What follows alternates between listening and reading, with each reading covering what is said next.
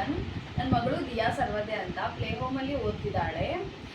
ನಾವು ತುಂಬ ಸ್ಕೂಲೆಲ್ಲ ಹುಡುಕಿ ಯಾವ ಚೆನ್ನಾಗಿರುತ್ತೆ ಅಂತ ಹುಡುಕಿದಾಗ ನಮಗೆ ತುಂಬ ಕಡೆಯಿಂದ ಕೇಳಿ ಬಂದಿರೋ ಹೆಸರಂದರೆ ಚಿಗುರು ಸ್ಕೂಲು.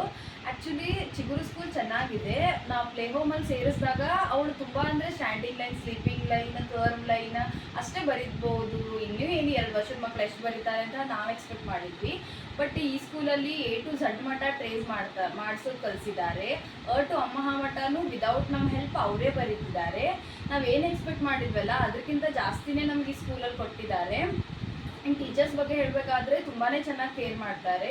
ನಾವು ಒಂದ್ಸಾರಿ ಸ್ಕೂಲಿಗೆ ಕಳಿಸಿದ್ವಿ ಅಂದರೆ ನಮ್ಮ ಮಕ್ಕಳು ಬರೋ ಮಟ್ಟನೂ ನಾವು ಅವ್ರು ಚಿಂತೆನೇ ಮಾಡಬೇಕಾಗಿಲ್ಲ.